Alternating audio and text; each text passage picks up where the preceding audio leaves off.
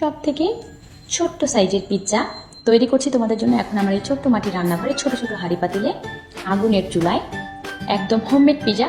চলো দেখা যাক কিভাবে তৈরি করেছি। প্রথমে আমি আটার ডোটা রুটি বেলে নিচ্ছি। এটা হচ্ছে আমি 10 মিনিট আগে মেখে রেখেছিলাম। এটা হচ্ছে ব্রাউন আটা। পিৎজা তৈরি করার ক্ষেত্রে তোমরা অবশ্যই ময়দা ব্যবহার করবে। আটা দিয়েও তৈরি করা যায়, ময়দা ছিল না এর জন্য আমি আটা নিয়েছি। এবার দেখতে পাচ্ছ যে কড়াইতে পিৎজাটা তৈরি করবো, ওই কড়াইতে সামান্য পরিমাণ সয়াবিন তেল দিয়ে আঙুল দিয়ে খুব ভালো করে ব্রাশ করে নিয়ে পিৎজা রুটিটা সেট করলাম। এবার হচ্ছে পিৎজা সস দিয়ে মাখিয়ে নিচ্ছি রুটির চারপাশে খুব ভালো করে। এবার হচ্ছে দিয়ে দিচ্ছি চিজ।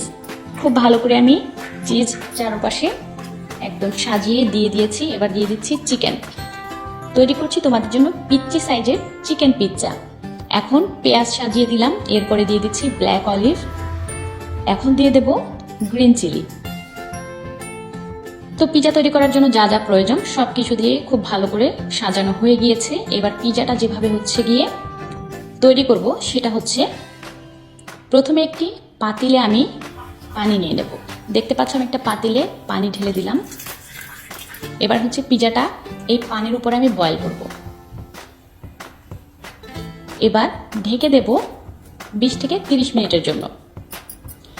এখন একটি ঢাকনার সাহায্যে এটাকে ধামাচাপা দিয়ে দিচ্ছি।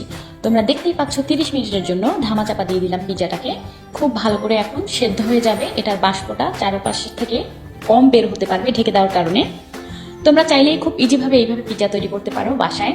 তোমাদের বাসায় যাদের মাইক্রোওভেন নেই, তোমরা হচ্ছে মাটির চুলায় অথবা গ্যাসের চুলায় সেম এইভাবে পিৎজা তৈরি করতে পারো আমার মতো। যেমন আমার ছোট্ট মাটির রান্নাঘরে মাইক্রোওভেন নেই, তাই আমি এইভাবে পিৎজা তৈরি করে তোমাদের সামনে প্রেজেন্ট করেছি। খুব ভালো মতো কিন্তু পিৎজাটা তৈরি হয়েছে, দেখতে পাচ্ছ ছোট্ট পিৎজা হিসাবে। এবার হচ্ছে আমি কেটে তোমাদেরকে পরিবেশন করে দেখাবো এবং খেয়েও দেখাবো।